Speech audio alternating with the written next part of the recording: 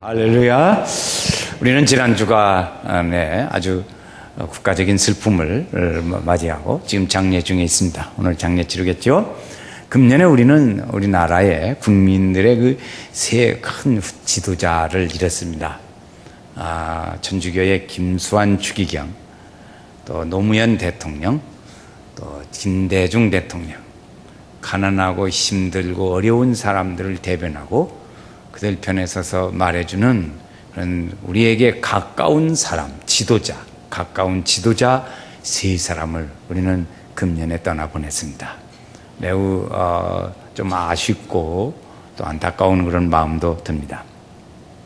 우리가 김대중 대통령, 특별히 우리 호남 사람들에게는 아주 좀 가까이 와닿는 그런 지도자지요. 85세를 했어요. 목포에서 나서 사남이 이전 중에 둘째로 태어나가지고 또 상고를 나와서 우리나라는 한때 상고 나와야 대통령 되는 것처럼 생각한 때도 있었습니다. 어쨌든 그렇게 해서 서쪽의 가장 구석에서 태어난 사람이 세계적인 한 사람으로 우뚝 서서 참 많은 사람들의 사랑을 받았습니다. 그 마지막에 죽게 된 병은 다발성 장기 손상. 이거 뭐 병명이죠. 나 자세히 모르지만 어쨌든 번제 같다 그런 얘기예요. 그분은 대통령을 4번 출마해가지고 어쨌든 해서 대통령까지 했습니다. 그분의 그 생애를 보면 우리는 아주 정말 우리 소위 말하는 파란만장한 생애였다 이렇게 말할 수 있을 겁니다. 아주 고생 많이 했죠. 6.25 전쟁, 한국 전쟁부터 시작해서 또 그 정보 정치에 그 어떻게든지 교통사고로 불의의 사고로 죽을 지경에 했는데 평생 다리를 다쳐서 고생하고 양발을 사면 양발 끝털이에 있는 고무줄을 다 빼가지고 팔을 누르지 못하게 그렇게 비서들이 다 할 만큼 그렇게 해서 고생을 많이 해요. 또 납치를 당하고 일본에서 납치당해서 그래서 그 2번씩이나 납치당해가지고 마지막에는 사형 선고까지 받고 그래도 살아났어요. 인동철아 그렇게 얘기를 하죠. 어쨌든 보면 5번이라는 죽을 고비를 우리는 한 번도 죽을 고비를 넘기면 힘들다고 그러는데 5번 6년 동안 감옥 생활 10년의 외국 망명 생활 아주 참 파란만장해서요. 그러니까 아마 더 빛나는지도 모르겠어요. 그 훌륭한 사람이 되려면 보면 고생하는구나 안 돼도 마요. 고생한 사람들에게 빛나더라고. 지금 보니까 이제 미얀다에도 그 세계의 지도자들이 거기 12년 동안 감옥 살던 사람을 꺼내주라 그러는 거예요. 세계의 사람들이, 세계의 지도자들이 그걸 꺼내주라. 왜 그래 감옥에 가둬놓냐 그런데 우리 김대중 대통령도 납치할 때 죽을 지경에 이르러서 바다 빠지면 죽는데 그때 그분의 간증에 가면 그때 예수를 만났다는 거지요. 감옥에 그 바다에다 그냥 던지면 죽는데 푸대 속에다 넣어가지고 죽을 건데 그래가지고 거기서 예수님 만났는데 하나님께서 그를 이렇게 다 정부에 세계적으로 해가지고 그를 해서 거기서 바다에 안 던지고 살아났다는 거지요. 그 예수님 만났다는 얘기를 들었어요. 어쨌든 그분은 우리나라의 국민의 아픔 자리에 서 있는 국민의 민주주의를 위해서 노력한 대통령, IMF를 극복한 대통령, 민주화를 위해서 수고한 대통령. 어쨌든 우리나라에 이런 훌륭한 지도자들이 가서 우리 곁을 떠나면 새로운 지도자를 또 맞이해야 할 만큼 이렇게 힘들어요. 그런 지도자를 하나 만난다는 것은 아주 국민으로서는 영광이고 축복인데 또 그런 지도자를 만날 수 있을까? 지금 우리나라는 이렇게 독보적인 지도자들이 있었지만 그들이 다 가면 우죽순처럼 일어나는 지도자예요. 그 조금 아쉬움이 많이 남습니다. 그분은 평생에 행동하는 양심이라는 말을 많이 했죠. 행동하는 양심. 금년의 마지막 6월 달에 그가 마지막 연설을 하면서 나는 행동하는 양심으로 살았다. 그것이 나의 생애 지표가 되었고 나를 지탱해 왔다고 그렇게 수리를 했습니다. 그 중에 그가 하는 얘기 중에는 나는 예수님을 만났는데 예수님을 만나서 예수님이 너는 정말로 눌린 자들을 위해서 힘쓰고 헌신하라 그 말을 들었다는 거야. 그 말을 듣고 그 평생에 그런 사람들을 위해서 살았다. 투옥되고 사형 언도를 받고 감옥 가고 감시를 받고 전화가 도청되고 가택 연금되어지고 하여튼 수없이 많은 이러한 고생을 그렇게 하면서 주님의 그 말씀을 듣고 자기는 그렇게 살았다, 그렇게 얘기를 합니다. 국무총리를 지내신 분이 글을 회상하면서 글을 썼는데 거기 그런 얘기를 썼더라고요. 사형 선고가 떨어졌습니다. 그래서 마지막 당신의 최후 진술을 한번 하십시오, 그렇게 얘기를 했습니다. 그랬더니 그가 하는 말은, 나는 사형 선고를 받고 틀림없이 사형은 집행될 것이지만 그러나 내 판단으로는 얼마 되지 않아서 민주주의가 올 것이다. 나는 그것을 믿고 있다. 그 민주주의의 때가 오면 우리나라에 보복하는 정치가 없어지기를 바란다. 그동안에 나를 위해서 수고한 판사, 또 국선 변호사, 개인 변호사, 또 감옥에서 수고한 간수들, 교도소 관계자들, 내외신 기자, 검찰, 여러분들 수고했습니다. 그게 인생의 마지막 최후의 진술이었어요. 그때 그 얘기를 했더라고요. 누가 말할 것도 없이 그때 동시에 애국가를 불렀다는 거예요. 재판정에서 애국가를 부르는데 아무도 말리는 사람이 없었다. 그게 한완상 국무총리의 그 회고의 글에 났더라고요. 그분은 우리나라의 지금 이렇게 마지막에 염려스러운 모습에 우리나라를 매우 염려했습니다. 우리나라는 세 가지의 위기를 지금 맞고 있다. 하나는 민주주의 위기요, 하나는 서민 국민들의 경제의 위기요, 하나는 남북관계 위기를 맞이하고 있다. 이렇게 세 가지를 위해서 나는 남은 생애를 바치고자 한다, 그런 얘기를 했어요. 그런데 그가 죽으면서 지금 장려에 남북 간의 문제가 지금 물꼬를 떠가는 일들이 이루어지고 있단 말이에요. 벌써 오늘 아침에 대통령하고 만났대요. 이산가족이 1년 반 동안에 한 번도 만나지를 못했는데 그것이 9월 달에 열리게 됐다는 거지. 이게 물꼬가 터지기를 시작하는 거지. 그는 우리나라의 대한민국의 민주주의를 위해서 평생을 바치고 그 평생을 바치면서 숱한 말할 수 없는 고생을 겪었습니다. 또 통일을 위해서 노력하고 자기 나름대로의 논리를 가지고, 그리고 북한의 햇볕 정책을 써서 그 햇볕 정책이 세계의 사람들이 볼 때는 이것이 옳다, 그래서 세계의 브랜드가 됐다는 얘기입니다. 우리나라는 많이 비판하고 했지만 그것이 옳았다고 세계의 사람들은 얘기한다는 거지. 많은 우리나라의 대통령이 지금 17명째 있지만 대부분의 대통령들은 거의 다가 국내에서만 활동하던 대통령이었어요. 그러나 국제적으로 세계까지 활동한 대통령은 김대중 대통령이에요. 세계적인 존경받는 대통령이었습니다. 세계의 석학들과 나란히 해서 마지막 노벨 평화상을 수상하게 되었습니다. 그는 끝까지 앞에 말씀드린 바와 같이 행동하는 양심을 주창하면서 용서하고 화해하자, 이 얘기를 어려운 사람들을 위해서 하고 끝까지 그 일을 했습니다. 그를 종합한다고 하면은 그는 세계적인 지도자요, 우리나라의 대통령이었습니다. 참, 우리 그런 지도자를 그렇게 사람이 살아있을 때보다 그 사람을 알려면 죽어야 그 사람을 평가하고 알 수 있다고 그러는데 그 사람이 죽음으로 인해서 우리는 더욱더 아쉬운 마음이 가득합니다. 그 사람의 우리가 몇 가지 개인 생활 중에, 사생활 중에 참 감동적인 부분들이 있어서 이 시간에 함께 말씀드려보고자 합니다. 하나는 보면 부부 사이가 아주 그렇게 좋았던 것 같아요. 내가 볼 때 다 늙어서는 뭐 싸울 기운도 없으니까 다 부부가 잘 지내지만 젊어서는 싸우다가 털털하고 하다가 나중에 늙어서 싸울 기운도 없으니까 편안히 잘 지내. 그런데 이 대통령 부부는 아주 정말 사이좋게 지낸 것 같습니다. 그게 일기장 1월 11일 날 제가 적어왔어요. 한번 읽어보겠습니다. 요즘 아내와의 사이는 우리 결혼일의 최상이다. 나는 아내를 사랑하고 존경한다. 아내가 없이는 지금 내가 있기 어려웠으며 현재도 살기 힘들 것 같다. 둘이 건강하게 오래 살도록 매일 하나님께 기도한다. 이게 정말 부부간에 이런 마음이 있어야 살. 어쩌녁 내내 좀 별 불편하셨던 분들 화해하시기 바랍니다. 화해하시기 바랍니다. 또 그동안에 장기간 마음이 안 좋으신 분들 부부간에 또 있습니다. 아내가 남편에게 보내는 그 마지막 편지를 봤어요. 사랑하는 당신에게 같이 살면서 나의 잘못이 너무 많았습니다. 그러나 당신은 늘 너그럽게 모든 것을 용서하며 일깨워 준 것 참 고맙습니다.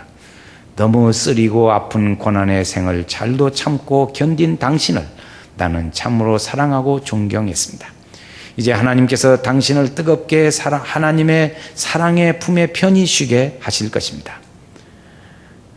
어려움을 잘 감내하신 것을 하나님이 인정하시고 승리의 멸관을 씌워주실 줄 믿습니다. 자랑스럽습니다. 이제 하나님의 뜨거운 사랑 품 안에서 편히 쉬기를 빕니다. 이 말을 들으면 부부간에 싸우겠어? 이제 화해하시기 바랍니다. 아주 이런 이야기가 감동적이더라고. 아주 감동 안 받아요? 네, 나는 감동적이던데. 그런데 그 중에 하나 더 감동적인 건 제가 우리 성도들을 보면은 제 문상도 가보고 그러면 연세가 많으셔서 할아버지가 돌아가셨어요. 그리고 할머니가 계셔. 그런데 그 수상집에 가보면 할머니가 우는 사람 별로 없어요. 왜 그러냐? 저 웰스 어디에 또 만날까? 되게 그런데 그건 이제 지나간 얘기고 어쨌든 울래야 늙어서 울을 기운도 없는 거예요. 울을 기운도 없어. 그리고 뭐 늙어서 올해 한 85세 이렇게 사니까 나무로 사는 지가 오래요.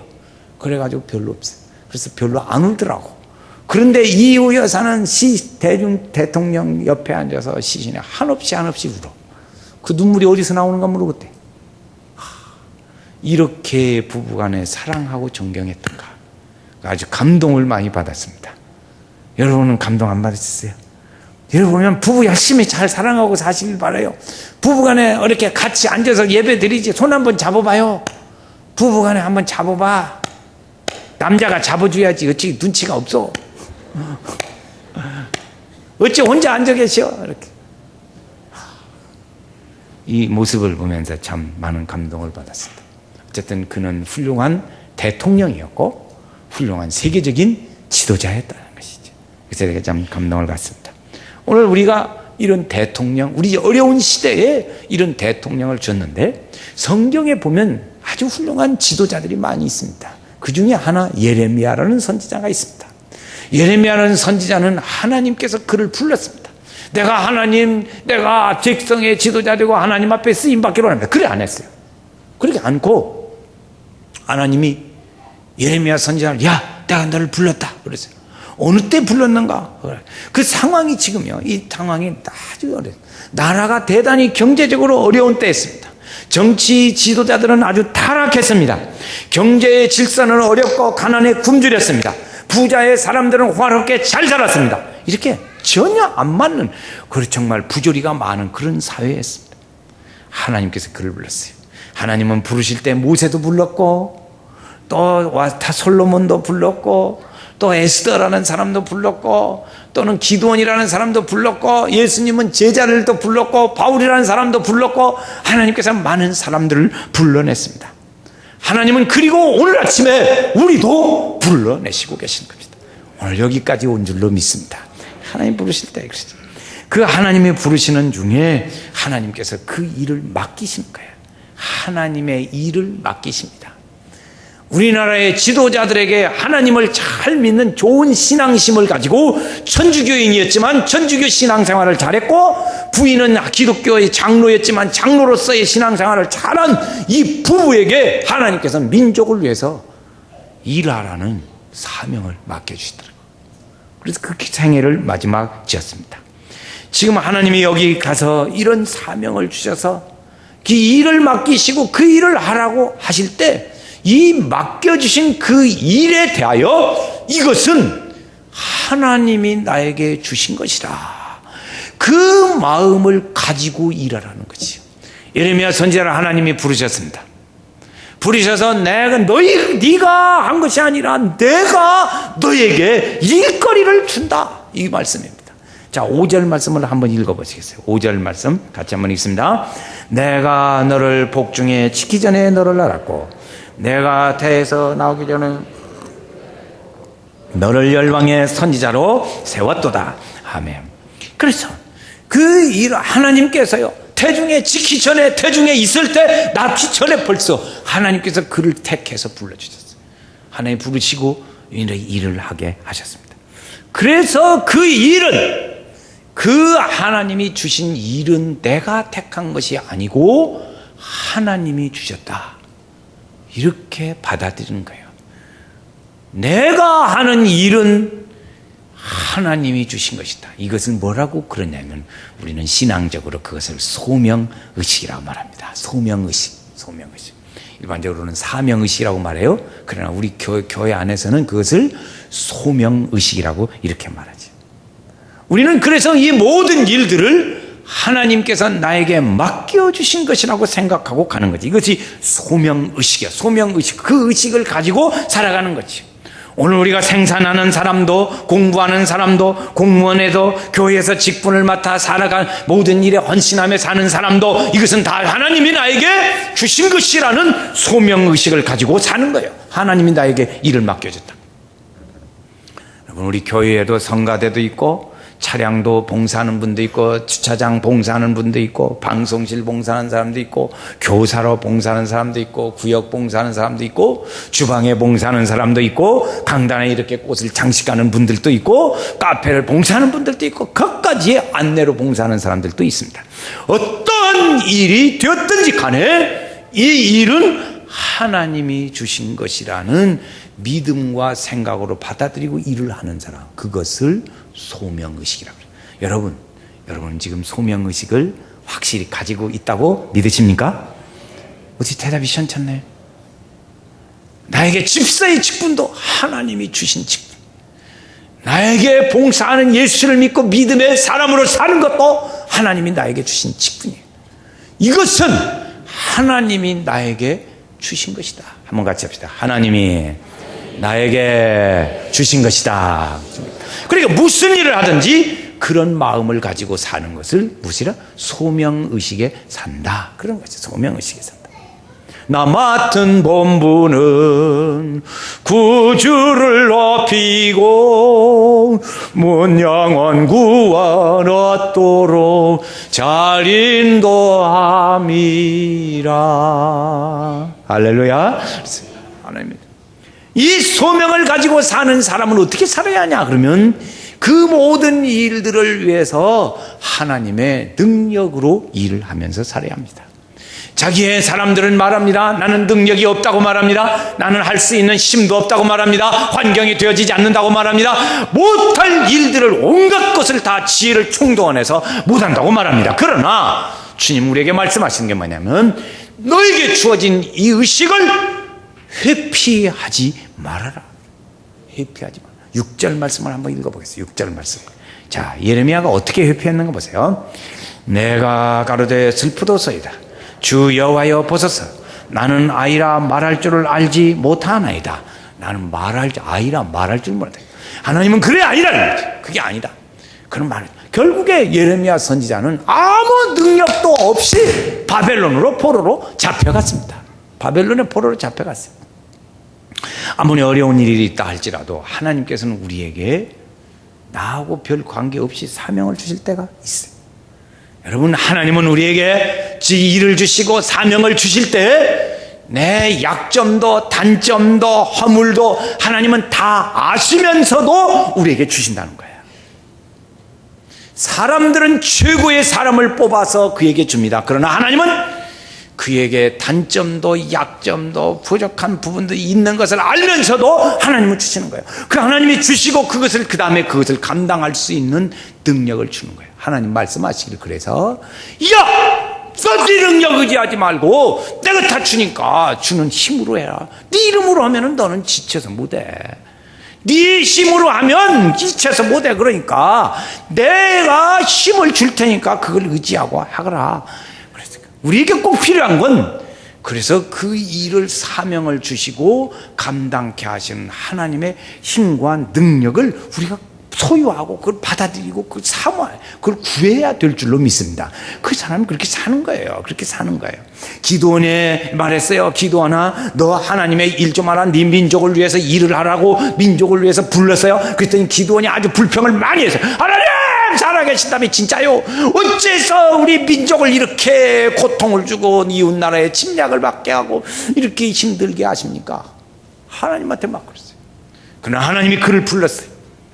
불만을 많이 하는 그를 부르셔서 군사를 주시고, 야 너무 많다 너무 많다 그래가지고 결국에 300명으로 줄여서 18만이라는 많은 군대를 이기게 했습니다. 하나님은 저를 자기 일가 의지하지 않고 하나님의 주시는 힘으로 하라는 거예요. 하나님으로. 여러분, 그러고 보면 우리가 하나님의 주신 귀한 소명에 대하여, 하나님이 주시는 일에 대하여 핑계할 수 있을까요? 없을까요? 없어요. 핑계할 필요가 없어. 하나님 일을 주셔놓고는 어떻게 하려고 그래요? 알아서 나 힘 주세요. 힘 줘. 그래서 힘을 막 달라고, 능력 주시라고 막 매달릴 때 그때 주시는 거예요. 자기 힘으로 막 하려면 해봐. 애기도 그렇잖아요. 어린애기. 내가 보니까요, 어린애기들도 지가 어쩌고 저쩌고 하려고 그러면요, 그래 해봐. 그러다가 픽 자빠져. 빼 울어. 그러니까 얘기하잖아. 도와준다고. 그러다가 팍 자빠져가 무릎 깨지고 그러면 할아버지 할머니는 그냥 쉬어가지고 그냥 닦아주고 그냥 볼긴 한데 탁 치면 좋은데 그렇게 않거든요. 하나님 길을 도와주세요. 길이 없으면 하나님은 길을 만들어서도 가라는 거예요. 리빙스턴이라는 분이 선교사로 갔는데, 아프리카에 선교사로 갔습니다. 그가 큰 일들을 많이 하셨어요. 그래서 선교단체에서 이 리빙스턴 선교사를 도와주겠다고 말씀했어요. 그래서 돕는 사람을 보낼 테니까 하나 잘 인도해 주십시오 그랬어요. 리빙스턴 선교사야, 거기에 우리가 도와주려고 사람을 보내려고 하는데 어떻게 하면 고생 안 하고 쉽게 갈 수 있겠어? 그렇게 물었습니다. 그랬어요. 그런데 그가 대답하는 말은, 나는 길을 찾아서 쉽게 오는 사람을 원하지 않습니다. 길이 전혀 없어도 오려고 하는 그 사람이 나에게 필요하지, 그냥 편히 타고 샥샥샥샥 이렇게 잘 오는 사람, 그 사람 필요하지 않습니다. 그렇게 대답을 했다는 거예요. 여러분, 오늘 우리가 힘들어 자원하는 일이야. 그래서 하나님의 능력의 힘으로 하라는 거죠. 주의 크신 능력으로, 주의 크신 능력으로 일어서리.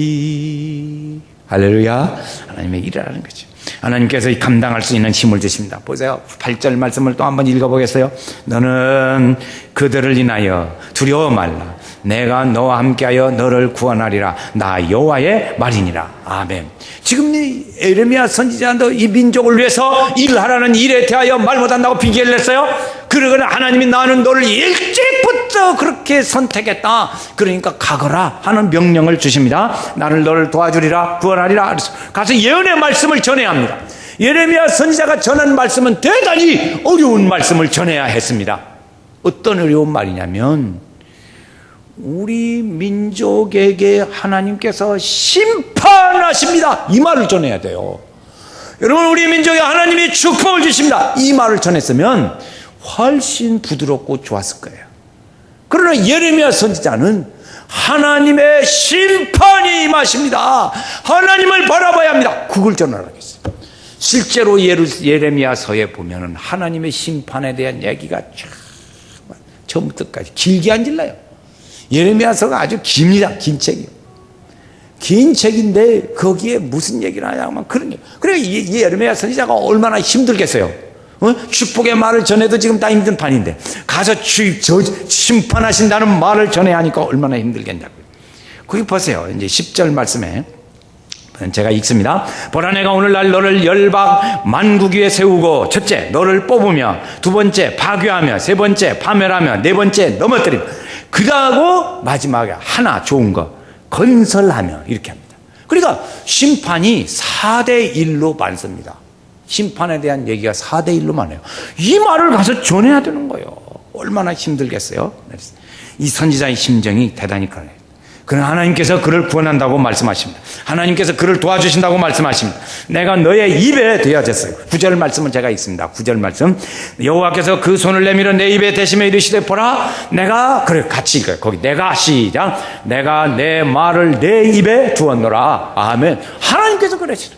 그래 담대히 하나님의 말씀을 전해요. 그 말씀을 전하는 것이 하나님이 주신 말씀을 전한다. 하나님의 말씀을 이것이 하나님이 주신 것인데 내가 이 말을 전한다. 그것이 소명의식이라고 말씀했어요. 그러니까 예레미야 선지자는 이 말씀을 전하는 것이 소명의식이야. 하나님이 주신 대로 하신 거예요. 하나님이 주신 말씀을 힘으로 했어요. 예수님도 이 땅에 오셔서 하신 말씀이 뭐였냐면 나는 아버지가 나를 보내서 왔고 나는 아버지가 하라는 말씀을 전하라고 해서 그대로 전하고 아버지가 주신 말씀을 전한다. 아버지를 나는 얘기한다. 그렇게 말씀하셨습니다. 예레미야 선지자도 하나님 아버지가 주신 그대로라는 거예요. 사람들은 조건을 보고 능력 있는 사람을 사용하지만 하나님은 사명을 주시고 그 사명에 따르는 힘을 그들에게 주시는 거예요. 그러기에 보면은 과학자들이 한국에 태어났다면 하는 그런 얘기가 있어요. 자, 이제 한번 해볼 테니까 들어보세요. 과학자들이 한국에 태어났어요. 어떤 사람이 죽었어요. 죽어서 하늘나라에 갔어요. 하늘나라에 가지고 하나님한테 가서 얘기를 했대요. 하나님, 우리나라가 일본 때문에 고생을 많이 하고 아주 그냥 힘든데 하나님 우리나라에 과학자, 세계적인 과학자 몇 사람을 줬으면 그리 않을 건데 왜 과학자도 안 줘가지고 이렇게 우리가 고생하고 힘들게 하십니까? 그러고 막 하나님한테 얘기를 했대요. 그래서 하나님이요. 그래? 그러면 줘야지. 그러고 5명의 과학자를 줬습니다.